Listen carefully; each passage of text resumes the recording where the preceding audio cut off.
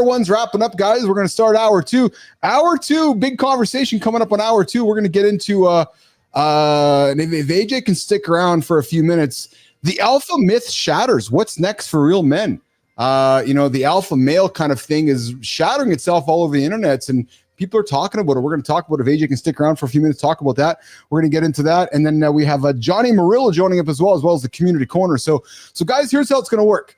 We are going to, Jimmy, we're going to end this stream. We're going to move on over to the second stream and keep the show rock and rolling. So AJ, when you get out of here on StreamYard, there's a second link. It says hour two. Click that and we're going to join up there as well. And if you want, you can even do that right now. We're going to join over there. Does that make sense to you? Let's do it. Okay, so Jimmy, let's get there, pal. Let's get over to hour two here, and guys, come keep the conversation happening on hour two. And let's see here. Boom. Oh, Jimmy, it looks like we're on hour two already over here. Are we? Awesome. Good morning, everybody. Mornings in the Lab with Keith and friends. Producer Jimmy is getting after it. I think we are on hour two in the new stream. Jimmy, is that true? Are we actually on a new stream here in hour two? Hold on, let me ask you a question, brother. Yeah. All that fucking anxiety that you were leading to that first hour was just for that quick little switch? Andersen, really? Are you fucking kidding me? That's what all that mess was over. That what just happened? Well, dude, do I have permission to tell my brother to fuck off right now? Fuck off, Andersen. I'm trying to run a professional show here, brother. But honestly, bro, I was gonna say that was so fucking smooth. I was sitting there waiting for something to go fucking wrong. I was like, this must be some really difficult task. And he goes, wait a minute. Oh, Jesus Christ. Welcome back to hour two of Mornings in the Lab with Keith and friends. If you thought we tackled some heavy hitters earlier, wait until you hear what's coming up next on the show. The alpha myth is shattering, and we're digging into what's next for real men. Today's morning loop reloaded. After that, we got Johnny Murillo taking the mic to share his incredible journey from Pulpit to Hollywood production, breaking down barriers for Chicano representation. Then stay tuned as we connect, celebrate, amplify your voices in the community corner. Let's keep the momentum going. Mornings in the Lab with Keith and friends. Hour two begins right this second here, guys. Myself, my brother from another mother, AJ Zeglin, and John Andersen. AJ, I gotta ask you, man, are you a little bit, I'm gonna put you on the spot here, brother. Are you a little bit tired today, a little bit slow today, or I notice your energy is a little bit different today, Mr. Zeglin? Oh, we got AJ joining us here on he's just jumping into the stream here. I think, thanks, Jimmy. Listen, I'm going to defend my boy there. I think he just got brought into such a fire fucking conversation. It was hard to find a way in. This is true too, Johnny. I'm going to do. Yeah, we got no. Jimmy's like, we got no AJ on hour two here, guys. If you've ever felt stuck, like you've built the life and know there's another level out there, I invite you to check out the Mornings in the Lab show. This is the community, men who want to grow, connect, and build something that lasts. The Mornings in the Lab membership is your way in. I invite you to follow Adam Holroyd, Lady Drew over into the Mornings in the Lab community. We're rolling up membership extras that'll help you lead from the front. Here's the truth, nation. It's easy to coast. It takes guts to invest in something real. We got the Mornings in the Lab store. We're rock and rolling, and everything is getting it after it here in the lab on a daily basis. Goodness. Okay, so as we keep figuring out where AJ is, and I see you there, Adam Holroyd, on hour two. Awesome, brother. I appreciate you hanging out with us on hour two as well. Johnny, the phone thing's working out. Guys, we got a phone line. We got the Mornings Lab hotline live right now. It's 431-300-3005. But you can't call or text right now because Johnny's holding the line up right now. So, but that's fun. Johnny will be back in the studio tomorrow. Johnny, back in the studio tomorrow, brother? Yeah, this is our last night here. Nice. And then you're heading back to California today, are you? Yeah, I should have said last night. This is our last day here, so we'll be home tonight. Yeah. Nice. It was a good. It's funny because when you get into the conversation on body counts, everybody has an opinion on it, right? And not a right, not a wrong. Just people want to talk about body counts, and I love your point of view on it, Johnny. Because as we age, the insecurities go away, and I'm really grateful how you talked with Marty because I think all of us when we were in our 20s or 30s, we had those insecurities. If you didn't, you were lying to yourself. I think true story. Well, oh, brother, 100%. I mean, you're the comparison of, oh my God, yes. You see some fucking dude that she was with, and all of a sudden you're sitting there comparing yourself to him. Yes. Well, again, because you're still in that mindset of giving a shit what's she gonna think, yes. what's he gonna think. forget it. Once you ditch that out of your life, man, it's a game changer. It absolutely is. Yeah, it's not worth worrying about, frankly, right? It's actually not worth worrying about at all. There's no point in worrying about that at all. All right, we got AJ on the hour 2 here. Awesome, buddy. You figured it out, pal. We got you up here, which is awesome. I love that. Okay, let's get. So there's. I got to pull some up here, guys, quickly here. I'm going to move myself to this camera over here and get after this one. Johnny, Marty, the manosphere is imploding spectacularly, and honestly, it's the best news yet for men seeking genuine strength and purpose. Alpha male influencers, AJ, Johnny, are losing followers by the millions, while searches for authentic masculinity have surged 340%. Today, let's unpack what's rising from the atmosphere. I'm sorry, for the manosphere. When I say the manosphere, the Andrew Tate stuff, the negative toxic masculinity, apparently there is a cultural shift happening right now, which is leaning more into AJ vulnerability, more into communication, more into combining emotional strength with traditional strength. And men are increasingly choosing community, mentorship, genuine relationships over performative dominance and manipulation. And data indicates, AJ, that men are moving beyond this manosphere ideology where tough, I'm the man. And there's nothing wrong with that, but there's more of the emotional side coming to life, and there's shifts happening, perhaps with the generations below us. I got to ask you, brother, I know you meet with men and women daily within your professional practice. Are you seeing this change happen? Yeah, great question. I don't know. I hope so. Yeah. I hope that's the shift that's going. I mean, I do think I have seen more males increasingly, like over the last few years, more males pursue therapy. If that's any indication of us moving in that direction. When we were talking about the body count, we were talking a lot about the idea of people being insecure. Yes. I think you could take that typical alpha male stuff and tie it right to insecurity too, and just be like, anyone yelling out from the rooftops how they're the alpha male probably have a lot of insecurities going on as well. What's interesting, AJ, about that is that engagement with alpha male content. So the study has done a bit, has looked at the engagement across the platforms and this quote unquote alpha male type content. And when I talk about that, in my head, I think of, I'll just call it the Andrew type Tates of the world, right? And it's dropped by 67%. Where on the other side, gentlemen, Johnny, AJ, authentic masculinity, and we talk authentic all the time, and AJ, soft masculinity. Searches online have increased over 340%. Right. Yeah. There's this new definition. Well, Johnny. Well, but here's the thing, though. I think when it comes down to it, social media has allowed a lot of imposters. Yes. Because a true alpha male in person, I got to dance with the definition of alpha male because I don't really know what that is, but. Let's just call it alpha male, like a strong male, maybe call him a leader. I don't know if that fits into the definition. Yeah. But because people are sick of the people that sit there and talk, really fun, like they're hard asses, but they don't have the equal other side. And so I think that's what they're trying to get away from. I don't think people are trying to run from that alpha or whatever we'll call it, whatever the term is that are alpha everywhere. They're running from alphas that are only hard asses, but don't actually show that they're also hard asses showing their emotion. I think we're seeing this, and AJ, I'm looking at you with this one, and Johnny, I agree with your comment. Actually, I fully agree with what you're saying, because I think it leads to what I'm saying next. AJ, we're seeing that happen in the coaching world, aren't we? Like, let's talk about hockey specifically. You look at the coaches of today, very much not the quote unquote old school alpha guy. Right. Like the coaches today, I believe they're as much in tune with who you are as a human, what's going on in your head, what's going on in your heart, what's going on at home with your wife and kids. Then let's talk about how you're performing on the ice. Am I correct with that? Like that's a whole different mindset, AJ. Yeah, there's been a shift in athletics, and there's been a shift in how we communicate within athletics, right? Yes.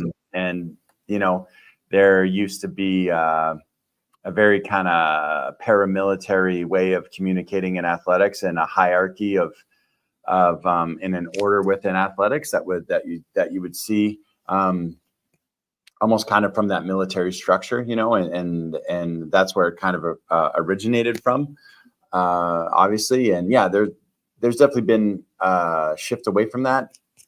How we communicate with each other, people understand that there's a lot of different elements that goes into making an athlete, and there's a lot of different things in their life that affect their performance, not just what happens there. And there's been some real value in, you know, trying to prioritize or highlight or concentrate on the different things that, you know, makes this person a human being, and trying to be supportive of them in general, and the positive impact that could have on their performance. And I like what Johnny said too.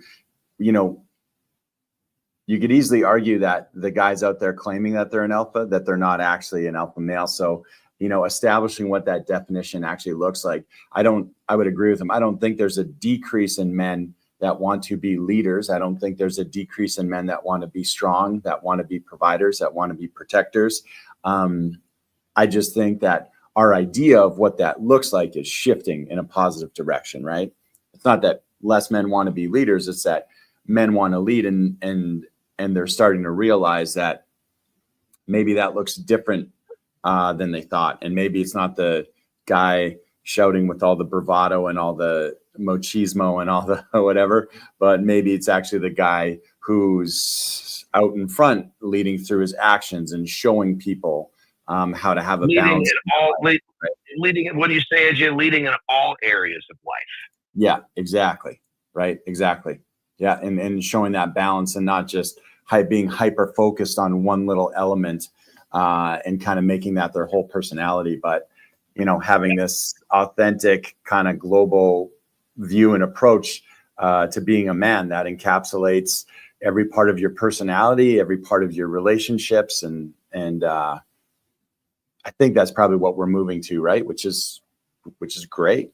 Yeah, we're talking breaking the alpha myth with AJ Zeglin, John Andersen, and myself, Keith Bilous. Hey guys, what happens when a pastor swaps the pulpit for a film set?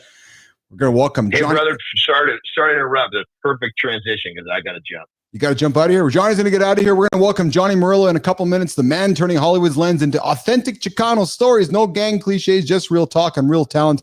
Johnny, before you go, brother, I want to wrap up our segment on the manosphere here. Guys, yeah, the collapse of the manosphere offers a powerful opportunity to redefine masculinity on terms that actually work. Authentic strength, we talk about it all the time on this show, is achievable, it's sustainable, and genuinely fulfilling. You don't need, guys, these rigid ideologies, or just, you need real competence, genuine relationships, and purposeful living. That's what we stand for in the lab, and that's what we encourage you guys to get after every single day. AJ, I know you got to rock and roll as well. Johnny's got to rock and roll as well. I appreciate you both. Final words from you, Zeglin, before you go, pal? Oh, geez, I don't know. I didn't have anything prepared today. I hope you guys have a great day. Yeah. Love you guys. Look forward to seeing you again very soon. I appreciate it. Listen, hey, if you got time, come hang out tomorrow for Free for All Friday. We're gonna have some fun tomorrow. We're figuring the agenda out on the fly, but we're gonna introduce a Free for All Friday coming tomorrow and starting on Fridays in the lab. I will definitely stop in. And Johnny and AJ, I told Johnny the news that we have a switch to the schedule, that AJ is going to be joining us more often on Monday, Wednesday, Fridays, and Mr. Andersen. Yeah, baby. Hell yes, I am. Hell yes. Yeah, I'm really looking forward to it too. Thank you. Yeah. All right, boys. You guys rock and roll. Johnny, I love you, pal. Have a good one. Okay, bud? You got it. Hey, since I'll be back in home station, I'll be back to the normal schedule all the way to 6:30. When I'm obviously traveling, sometimes it gets skewed. So beautiful. Look forward to going the full run tomorrow, baby. Let's go. You bet. Be safe. Be safe. Be safe. AJ's going to get out of here. Johnny's going to get out of here. Take care, guys. We got Master Roof joining us. Uncommon Mentality on Substack. Shameless plug. You got to get after. I would invite you to go check out Roofy over there in the Substack world. All right, Jimmy, I think it's time to bring in our first guest today, because that first guest couldn't find his way to the lab this morning. So we are going to find Johnny Murillo patiently waiting for us. I'm going to throw a little bit of music on. I didn't have any music on this morning, Jimmy. You don't want to know why? Because just the way the tech is working here in the lab. Just how it was.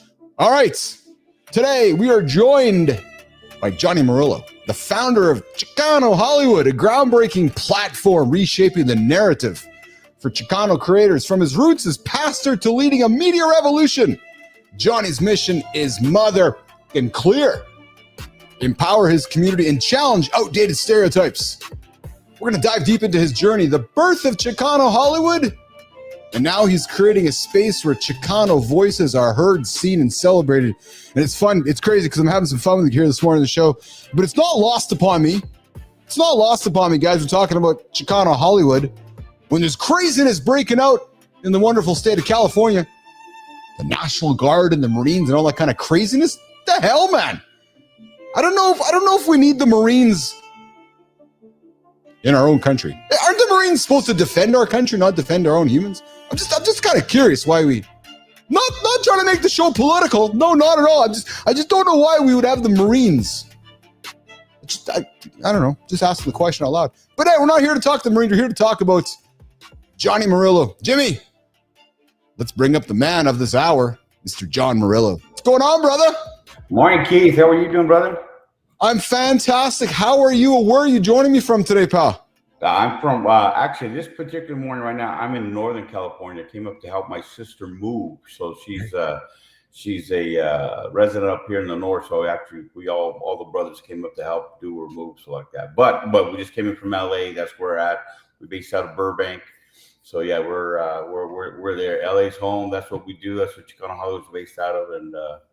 And as you know, a little bit of craziness going on in our city, you know. But dude, hey, it's just fucking madness, man. Sorry for my language. I have a platform, so I'm going to use it. And I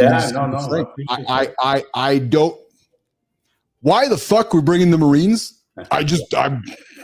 You know, the thing about LA, you know, like, I mean, you know, I'm originally from the north, but we've been in LA now close to 18 years. So the thing about LA is, you know, riots happen. There's going to be some kind of, you know, from the Zoot Suit. Think about that. Back in the Zoot Suit.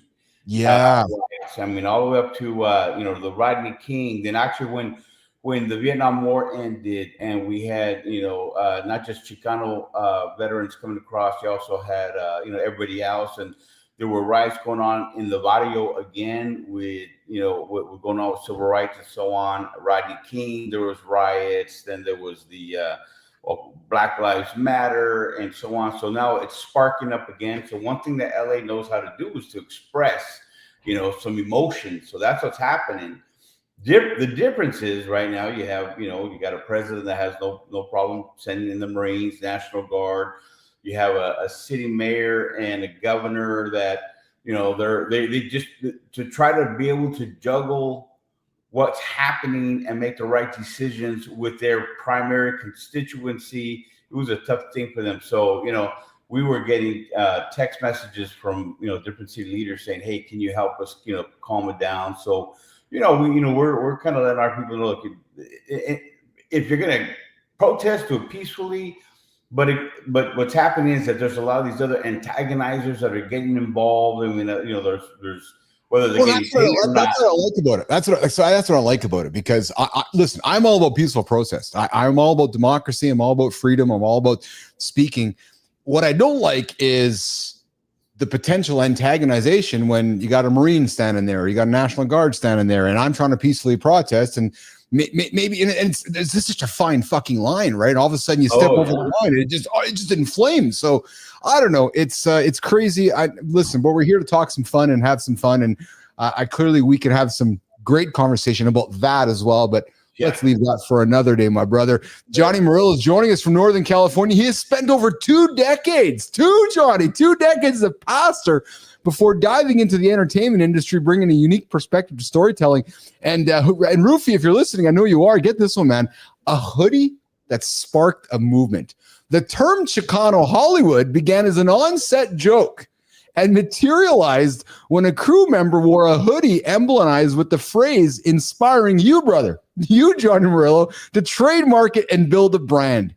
And did you know that was happening while it was happening at the moment? Or it was like, oh my God. I'll tell you, I'll give it a little clarity there. This is what happened. So right at the end of COVID, right? I had Yeah. a buddy of mine. He hit me up and he says, "Hey, can you turn these notes into a script?" Right? A Cool. couple of guys had an idea, so I got the idea and we fleshed it out to a script. The movie's called Horchata with Oat Milk, right? Basically, Okay. it's a gentrification story, right? It's a comedy, so we're like, okay, let's have some fun with this. While we were doing a dialogue meeting, like I'm writing slang from the 80s, but some of our talent were like younger, so I have to make sure we match it up, right? And we're having a dialogue meeting with some of the execs and the director. Yeah. And I had the script projected up to the wall. And when it's up on the wall, a director, a good guy, great, amazing director, Albie, he's up there, he's looking at the script on the wall, and he's got a joint, takes a puff, and he just pushes this big old cloud of smoke in front of the script. And I was like, "Whoa, that looks cool." So I'm like, "Hey, bro, do it again. He said, "What?" I said, "Just give me another good puff of smoke."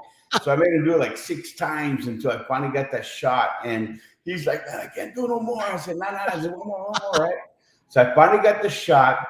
I sent that shot to my daughter, who was a senior at Azusa Pacific University. And I said, "Check this out. I'm with Chicano Hollywood."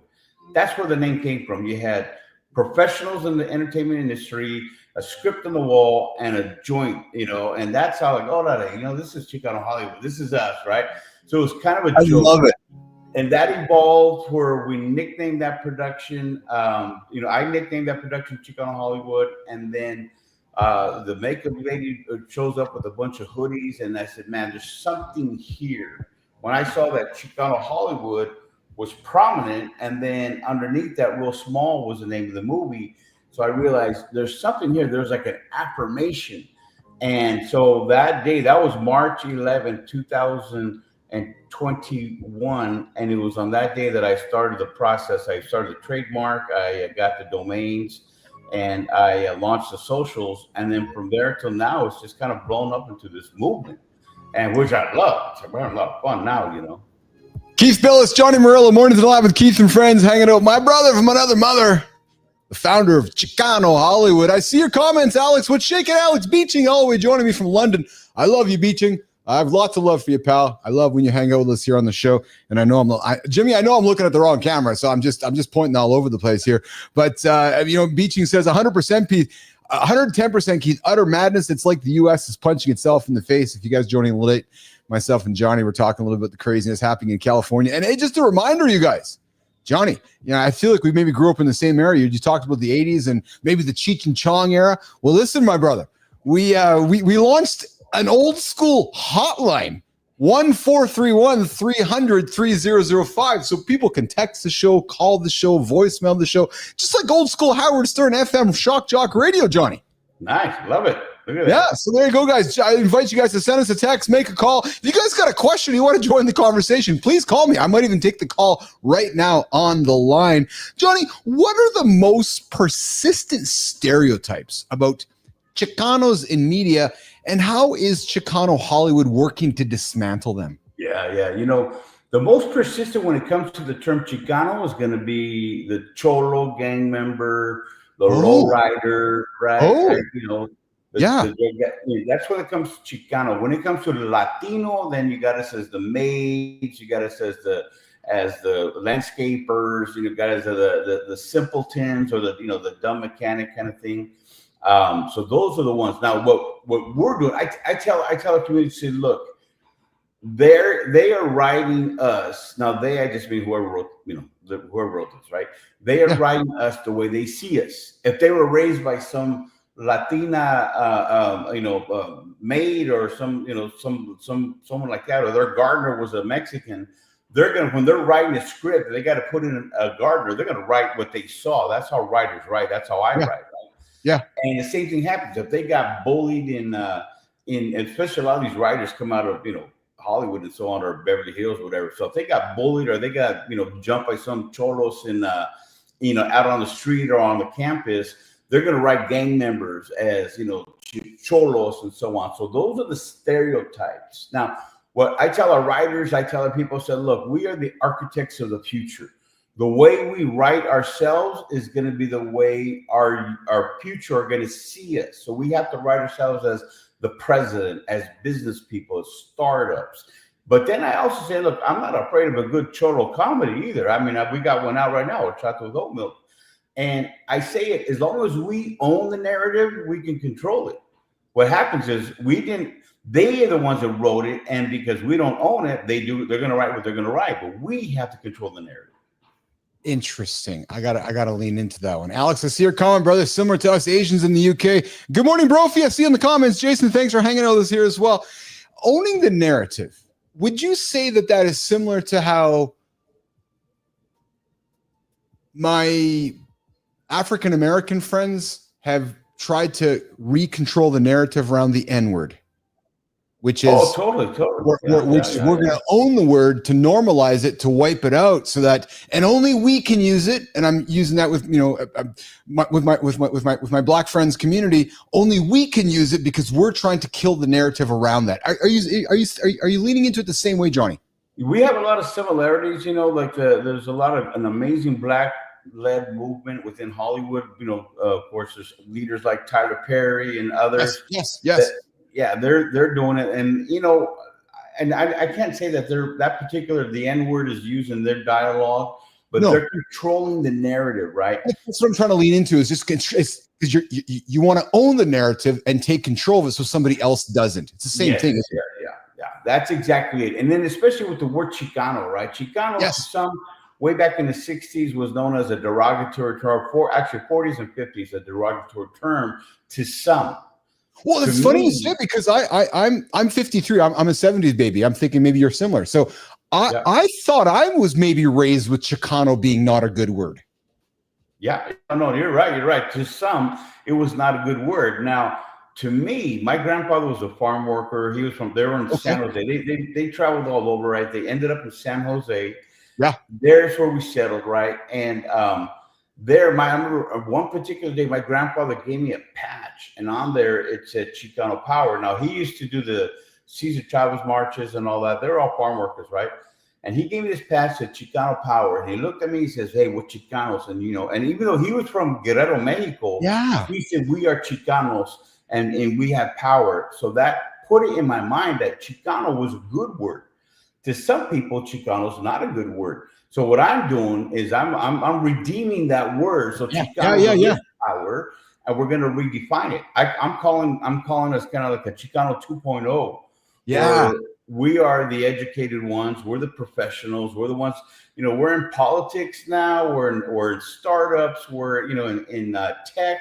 We're in education and so on. So that generation now of educated Chicanos, that's the stories that we want to tell, along with the good choro comedy. I'm not going to get away from that one, right? I mean, come on, that's awesome. But if we're the ones writing it, it's okay. That's where we control, like the black community. They're going to control their narrative. Well, we're going to control our narrative. That's the difference. Hey, today we're hanging out with Johnny Murillo, the founder of Chicano Hollywood, a groundbreaking platform reshaping the narrative for Chicano creators. From his roots as a pastor to leading a media revolution, Johnny's mission is motherfucking clear: empower his community and challenge outdated stereotypes. Johnny, how did your experience as a pastor influence your approach to storytelling and now community building in Hollywood? Johnny. Yeah, no, that's a great question, because that's when I left San Jose. That's why I'm paid the big money, man. I'm paid the big fucking dollars. Let's get those good questions in there. When I left San Jose, I was 18 years old, got kicked out of high school. I was, messing up on the street and all that. Gave my life to the Lord, went to Bible school, right? In a nutshell. Now from a street rat to a very conservative Bible school within a month, I'm like, what am I doing here? And it just, it shaped my life. And then 23 years in ministry, because I'm a preacher as well, right? I knew how to tell stories. I knew how to, get the scripture out and so on. So when it came to storytelling now in Hollywood, I tell people, when I left the last church I planted, I was a church planter as well. The last church I started up in Sacramento, it was a great church. It was all hood. I had like 300 people from the hood. This is an area called Oak Park and Fruit Ridge Community Center. It's like Black, Hispanic, Hmong, our church was just like, I had pimps, prostitutes, I had them all, drug addicts. That was my church. I loved it. Yeah. But then, things happened where God said, "Now I'm going to send you to Hollywood." And I'm like, what the heck am I doing in Hollywood, man? I'm a Pentecostal pastor. We preach against Hollywood, right? But God had a different idea, right? So he's like, no, I love them over there too. I'm going to send you over there. So he sends us over there. And now I'm like, what am I doing here? So I had to, the mission I had was not to start a church, was to get in it. So I started acting. I did background acting. I did started picking up some roles and stuff like that. And that's how I learned. So when it comes to now, fast forward where we're at, I don't feel like I ever left the pulpit per se. Even though I don't preach as much, or actually I don't preach at all. It's been a long time. I feel like I still pastor because I still get the phone calls. I got some yesterday from a young actor saying, "Hey, how are you doing? I'm really struggling." So, get a phone call in, set a time to get some coffee next week. I get calls all the time like, "Hey, can you talk to my husband?" I mean, I still pastor people. So that's never left me. I just don't do it from the way of a pulpit. I do it because I'm Johnny, the producer, and I'm involved with people's lives, and we're constantly pouring in, and so it's different, but it's helping people. So the thing just kind of switched from pulpit to production, and nothing really changed as far as I'm concerned. But that's interesting. That's interesting. We had a question from the community here. Jason, I'm not really sure when you said. Well, Jason, first of all, comes in and says, "I loved the movie American Me." And then Jason comes back and says, "Did he like Blood In, Blood Out?" I'm not sure what that means. Johnny, do you know what that means? Yeah. So American Me and Blood In, Blood Out, right? Two movies of the same basic story. One was American Me, led by Edward James Olmos, an amazing man. I knew of American Me, but I did not. I got to be honest. I knew of American Me. I'm a fan of Edward James Olmos. He's a star, man. He's the man. Yeah. And then basically they told the same story, more or less around the same time. Blood In, Blood Out had Enrique Castillo, Danny Trejo, all these other amazing people. Yeah, all those guys were all connected with them. So it was two of the same stories. So you don't necessarily have two camps, but you had two of the same story. How it happened that way, there's a lot of politics to go behind it, however it came out. And there are some roots in there. If you dig a little deeper, it gets kind of a little crazy. But the question is always, which one do you like the most? I like them both. I mean, I'm the worst when it comes to criticizing a movie, because I'm like, dang, I love that movie, right? Yeah. Especially now that I know Enrique, I know Danny, I know all the others. Like, man, I love to see the movie. Same with American Me. So to me, what happened was when one came out, American Me came out first. When Blood In, Blood Out came out, it was right around the same time as the riots, the Rodney King riots. Okay. So you're talking, the barrio was on fire again, just kind of how this last couple of days. Right now, it's chilled out. I mean, yesterday it was fine. I mean, it's chilling out. Just a small little handful of people that are antagonizing the cops. That's it.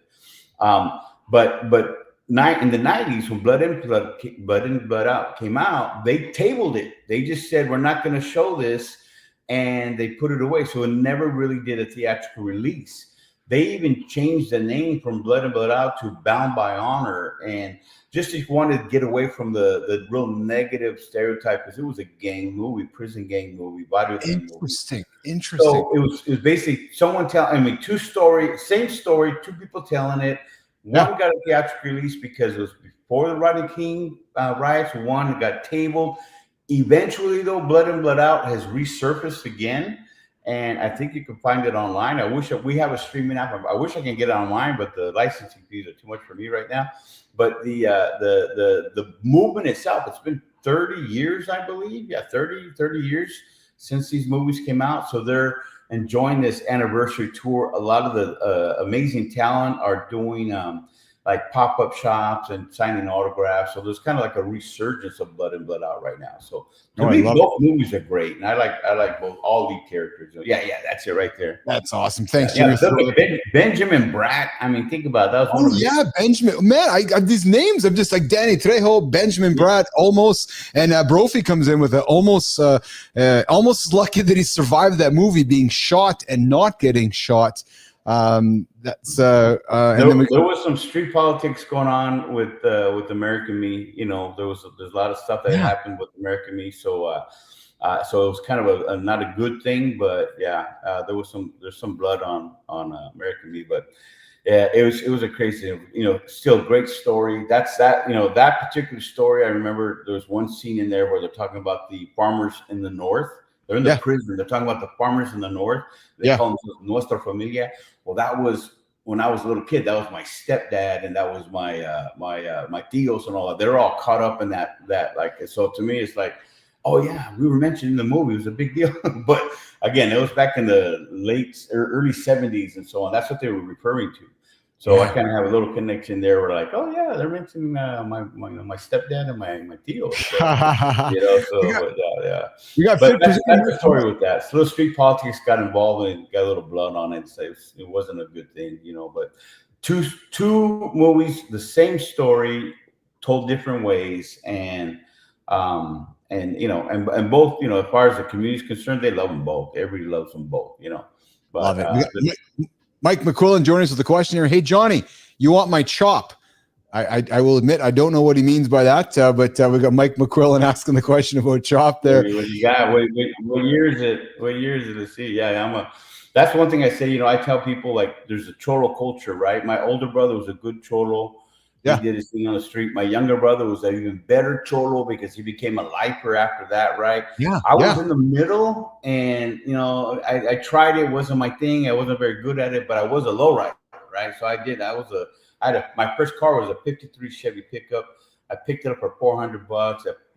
I just pimped it all out, and it was metallic blue, chrome rims, all that. So that's awesome. And then Mike says that's the classic line from Blood In and Blood Out. Uncle Keith's learning this morning, guys. I appreciate that. That's awesome. And then we got Brophy coming in with, I love the Chicano lowrider community.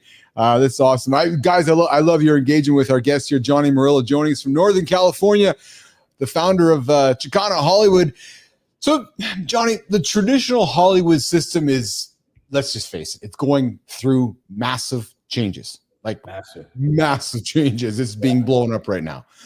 So, that aside, what opportunities do you see for Chicano creators as this new landscape emerges? It's an amazing time to be an independent filmmaker. What's fallen apart is the studio system. That's what what we shall see. It's traditional Hollywood, right? It's decentralizing.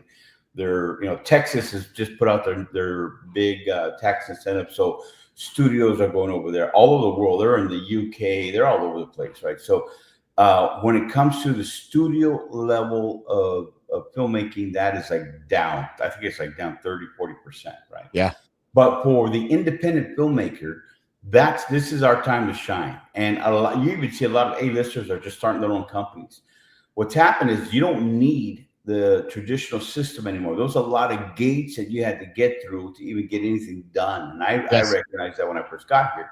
Yes. So now we have, and I'm looking at my community, right? And this will go for any community.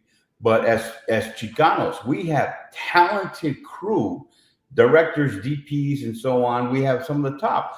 The guys that we work with, just DP, like big stuff, Cobra Kai, and all those kind of like that. They're all Chicano guys, right? So all these guys are in the studio system.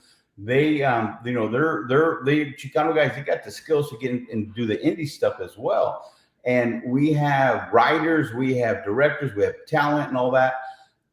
So we are able to produce at the same level as anybody else with what's out there now, without having some studio exec that does nothing, doesn't know anything about what we're doing, put a red light on it. So now is the best time. We as our movement, we have our own it's called Chicano Hollywood TV, our own streaming app. So you can download our app, Chicano Hollywood TV, on all the Rokus and the Apples and all that stuff, and you see our movies that we're putting up there. You could, within our talents as well, we have, amazing actors. We're building our ecosystem on our own. We have a magazine we put out. We have different events that we do. And to what my mission is to capitalize on what's happening now to create this ecosystem, entertainment-based economic ecosystem. Yeah. Because we don't need them anymore. We can do it within ourselves, So, and that goes with any other independent content creator. Now's the time. If you're going to be in this game, if you don't jump in hard, this is the era of the independent filmmaker. And now with AI coming, we're able to, even do even bigger stuff when it comes to like your big budget movies with the explosions and the helicopters. That stuff normally an indie guy couldn't do. But now we're actually able to, incorporate a lot of that more just with AI. So I was telling some of my partners yesterday, saying, we got to dive into AI because I'm seeing some, different AI samples and they're really looking really cool. So I'm not a big fan of replacing human beings, but if I need a really solid explosion, I'm going to stick it in there. If I need a really solid building to collapse, I want to stick it in there, So there's ways to use it as a tool, not to replace people, but to enhance what our storytelling is. So to me right now, it's the best time. You mentioned partners, and we're gonna wrap up here with some quick hitters here in a second with you before we continue the show to the community corner in a few moments. Jason Brophy coming in with Keith. Bring Johnny back after this again for sure. I agree. We might have to do some pop culture stuff and dig into some good Cheech and Chong conversation, Murillo. Oh yeah. Those guys are amazing. They just came out with their new movie. It's like a documentary. I know. Yeah. I know. So I got a question for you. Talk about partners. So Johnny, you've recently brought on 2 experienced partners to accelerate your production company. How will this collaboration enhance your impact? So which particular ones are you talking about? I'm not sure, but I think you bought some partners on to help accelerate the business. I got some partners in there. Yeah. So I'll tell you who I have. I'm building this amazing team. So my most recent one is Isaac Hernandez. Now his expertise is in the docuseries reality show. He was one of the developers of the Kardashians way back when it first started, first 3 seasons, right? He's also part of the development team of like 600 Pound Life and all these others. So that's his expertise. So we're going to send out a press release pretty soon about him, but we locked it in. So staying focused on what his expertise is one of our is what we're going to really try to excel in. To do reality shows is a lot cheaper than to do scripted stuff. Basically, camera and create the story. That's his expertise. So we're going to see a lot of growth in that area. I've got Alberto Portillo, who's also, him and another partner, Joey Martinez. Both those guys were the key video supervising producers of a company called BuzzFeed and Pero Like, and those are big digital media companies. So those guys, me and those 2 guys, we go back for years. We just partnered up with Bria Media. Bria Media is with Carlos Ponce and Manny Ruiz. Manny I call him like the godfather of digital media, right? His companies he's built major companies, a company called NGL with John Leguizamo. And then they sold that to another company called Me Too. So Manny's like the godfather of digital media. He's partnering with us, and Carlos Ponce, he's a big novela star in the Mexican space. And we're partnering to get into the verticals. That's another conversation, but vertical storytelling is hot right now. It came from China, and you could see it on TikTok and so on, but they also have a lot of apps. One's called Real Shorts. They're like these really crazy novella style dramas, over the top, cheesy type of stuff. But they got like 40 million subscribers and they're making just a ton of money.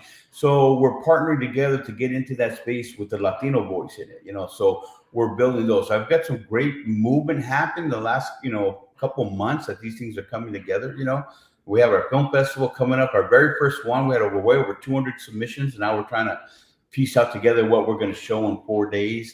So the movement itself is growing. I've got chapters in Chicago, El Paso, Houston, Portland. I've got right now about 12 chapters all over, and the goal is to grow to about 20 before the end of the year. And these chapters, all they are is just Chicano Latino filmmakers, not just that, Black, Asian as well, that we're helping train. That's the biggest thing. I tell people that our voice will only get louder when there's more of us. So we need to train more of us. So my big focus is training. If you have a vision, a heart to be an actor, how do we get you there? You want to be a director, how do we get you there? And I'll tell them, I'll start you, but your work ethic and your character is going to have to take you further. But I will get you into the game.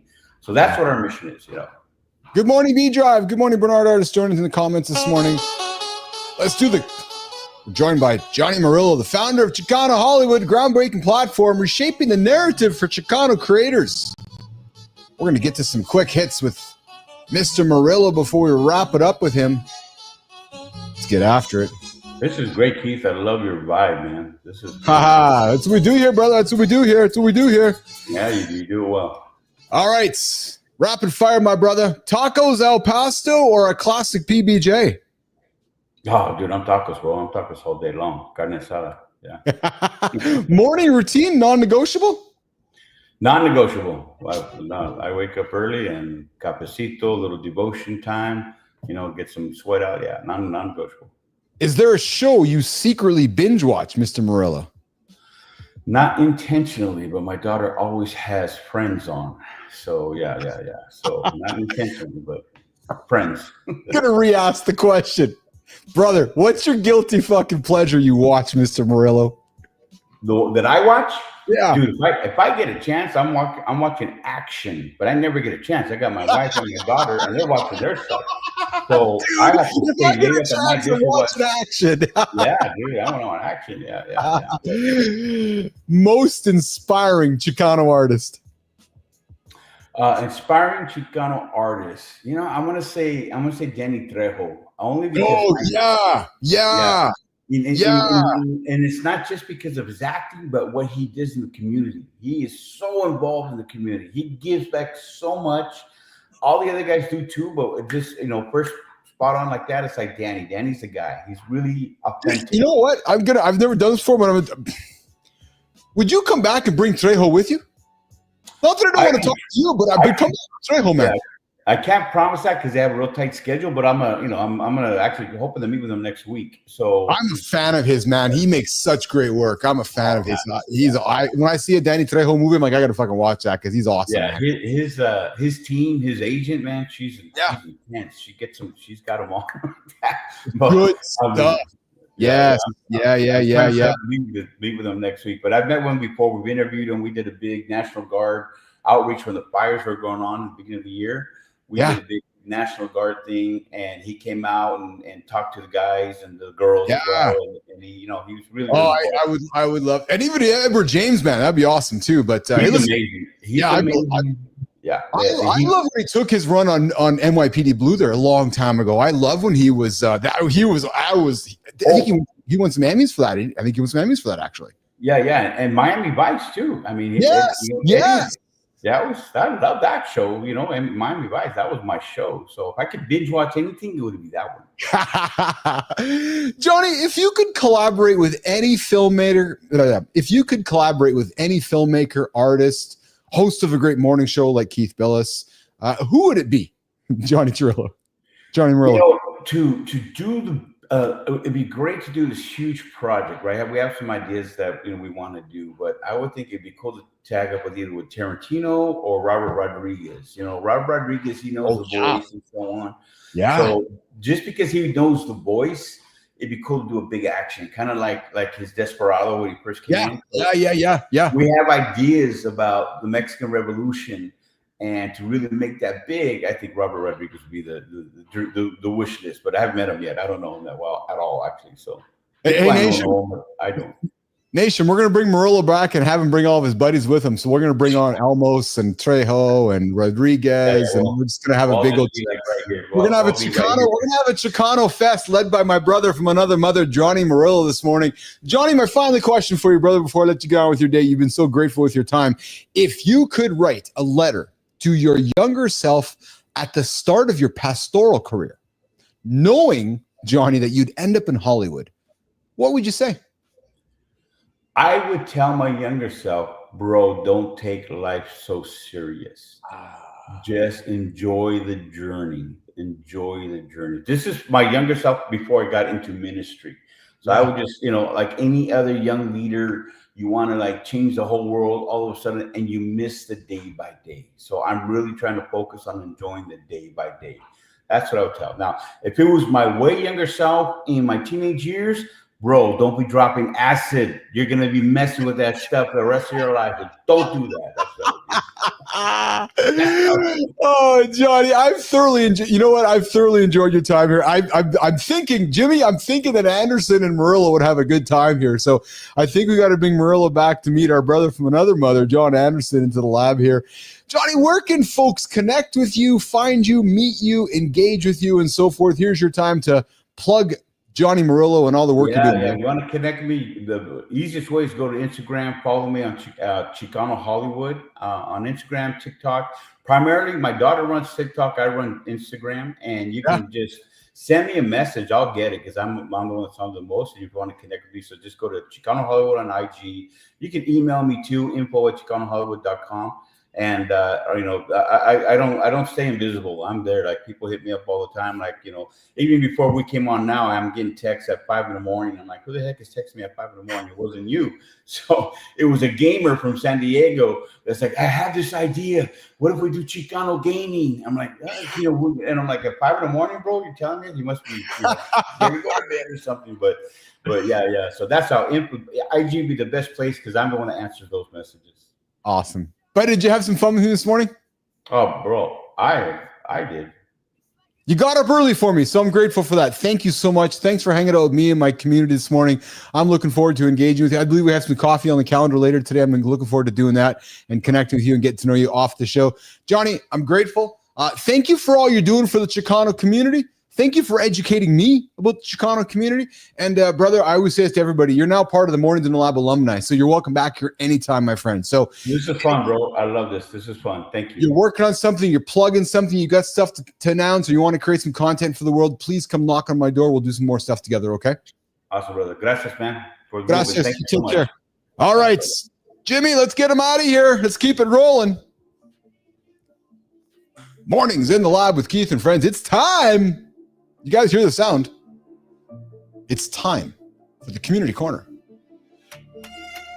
where we connect Substack and LinkedIn. That's a true story right there. Johnny Murillo hanging out. What a great dude, man.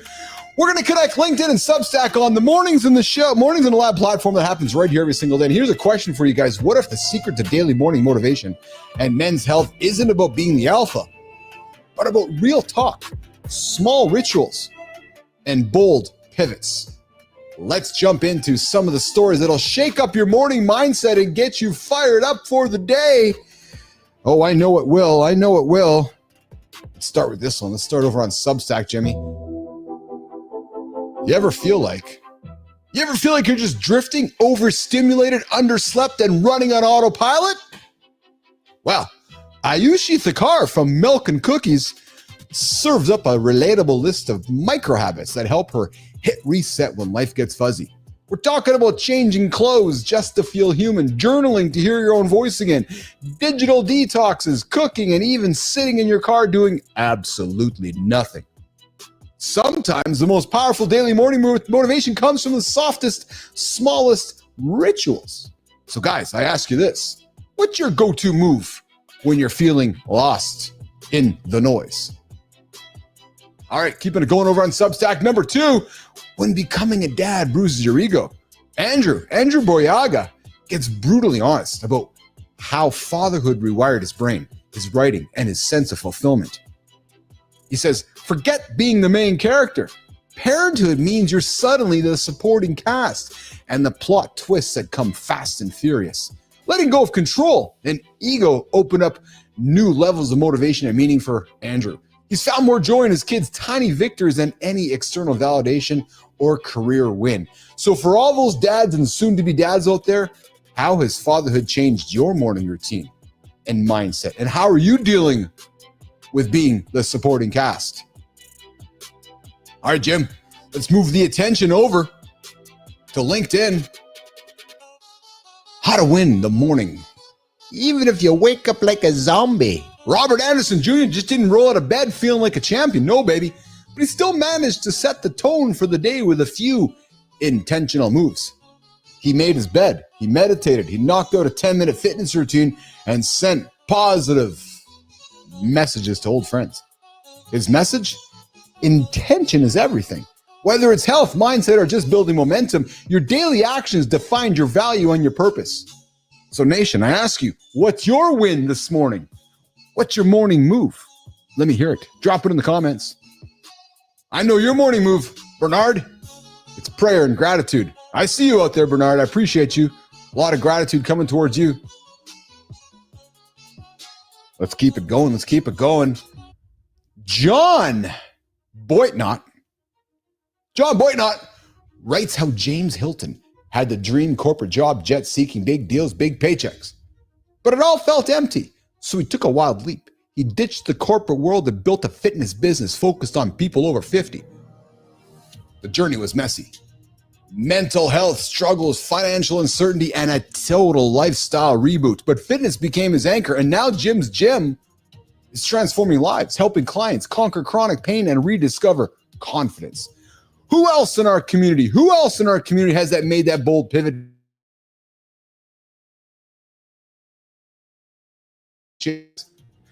And hey, that is a wrap for today's LinkedIn and Substack stories on the Mornings in the Lab Community Corner. If you want your story featured on the show, I invite you to follow us on Substack. I invite you to connect us on LinkedIn. Tag us in your next post. All right, Jim, I'm going to wrap it up with a couple creator spotlights, you guys. We're going to keep the momentum over on LinkedIn right now. We're going to have a little conversation about it's wild. It's wild how fast life can flip. 1 month, you're clocking in at a corporate job. It's over there. Yeah, you're over there. You're feeling stuck. You're living in your dad's house. Wondering if all that talk about personal development and morning routines actually works. No, Rick Clody, you're the man, my brother. I appreciate you, Rick. I appreciate you, my friend. Next thing you know, you're up at sunrise. You're alone with your thoughts. You're trying to figure out how to make a real change because the old way just isn't cutting it. Well, here's the thing. Some people to break out by talking about it. But what about the guy who actually lives it? Talk, live. What are you going to choose? Who leaves security behind, trains like a pro athlete, and builds a business from a laptop? No blueprint, just pure discipline. He doesn't just read about goal setting. He's been up before dawn, training for months, reshaping not just his body, but his entire mindset. This guy's lived the digital nomad life, jumping from Amsterdam to Costa Rica, where morning light, quiet time, and healthy habits became non-negotiable. He's helped business owners ditch that cold outreach. He's grown his own audience from 0 to 10 to thousands. He teaches consistency. Oh my God, Jimmy, what is this, a novel? Melissa, what are you getting me, novels? Let's meet Jesse Van Brugel. He's the co-founder of Authority Figures and a leading voice for entrepreneurs who want to do business differently.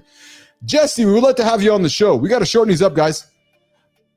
Getting a little bit too long here. Jesse, we'd love to have you on the show. Would love to have you on the show and be part of the Community Creator Spotlight on Mornings in the Lab with Keith and friends. All right, let's keep it going, Jim. Let's get over to the next one here. I'm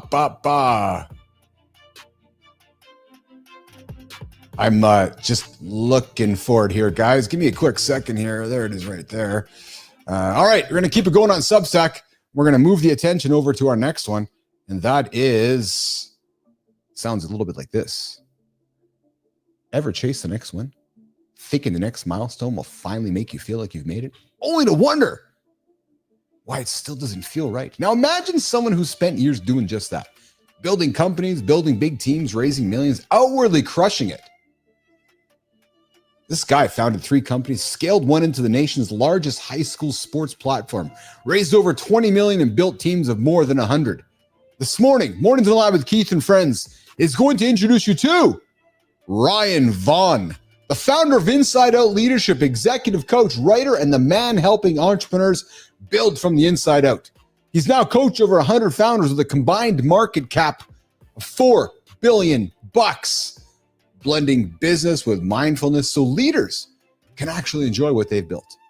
If you want honest insight on leadership, fulfillment, and building a life you won't burn out, check out Ryan Vaughn and his Inside Out Leadership newsletter, because your best work starts with who you are, not just what you do. True story. And hey, we'd love to have you on the show. Yeah, we'd love to have you on the show, Ryan. This is the Creator Spotlight, part of the Community Corner. 8 o'clock Eastern time, Mornings Live with Keith and Friends. We celebrate humans like you. And I'm giving you the light, Ryan, so you can shine on somebody in your orbit so we can keep paying this segment forward. All right, Jim. There's our creator spotlight, the community corner on Mornings in the Live with Keith and Friends. We get after it every single day at 9:30 Eastern time here on this segment of the show. It's time to wrap up, guys. Wow. Fun show today. I love when our first guests never show up. I love the idea of being ghosted. I do. I think it's here's what's fun, right, guys? Is that people forget that people forget that I'm the one with the platform. Yeah. People forget that I'm the one with the microphone. And people forget that I'm the one that can call you out if you're going to ghost me. Guys, it's actually not that difficult. If you can't make the show, you can drop us an email. You can drop us a text. Because it's not as if that we don't over-communicate to you. Let me explain. So when you book a spot on the show, you get a confirmation email. And you get a confirmation text. And then the day before the show, you get another email. And you get another text. And then the morning of the show, you get a text. There's tons of opportunities to get out of the situation. So, if we're talking about character, I'm just wondering, is that how we say goodbye to somebody? We just ghost? And if you really want to, you could call the hotline. You could call the hotline, 1-431-300-3005. There it is on the screen. Yeah, true story. So if you can't make the show, because, hey, guys, this isn't a hobby. This is actually a business we're building here. So when you don't show up, it's like affecting the business because we put a little bit of time into preparing for our guests. You might have noticed. So I love when ghosts just don't show up. And I got no sarcasm in anything that I'm saying, Jimmy. None at all. I'm with you, Lady Drew. Ghosting is nothing but disrespectful. It's crazy, man. It's funny because I laugh with my team all the time. How many times people just don't have the respect to say, hey, I can't show up, or hey, I'm busy, or hey, I'm caught up, or hey, something. Right? So, Cody, I see you there. Adopt or die. The times they are changing. We're going to get better daily with help from our friends in the lab. You got it, brother. I appreciate you. And Jesse does rock. And, of course, coming back over here to my vertical stream of comments. We got B Drive coming in with thank you, Keith. I'm grateful I found the show. You guys' authenticity and genuine care is refreshing. I appreciate you too, brother. If you don't show up, we don't have a show. Shorts, milestones means you still have more to go. The path awaits. Shorts them more than ever. Bernard, what the hell are you talking about? And I know you're laughing like I am right now because you're frantically typing, and I'm like, yeah, what are you saying, man? Disrespectful at minimum. Say a prayer for them and their well-being and go for it. I appreciate you, man. And yes, Jimmy, not a little bit of time. We're doing a big for our guests. Yes, we got a lot going on for our guests. And we got Rick coming back with when a practice has a name, it's a problem. Respect is mutual. My thing. I get you, Rick. All right, guys. Well, listen, we're going to get out of here. We're back tomorrow. Free for all Fridays. It's a brand new segment we're starting on the show here. What does it mean? I don't know. Actually, figuring it out today. But here's what it is in my head.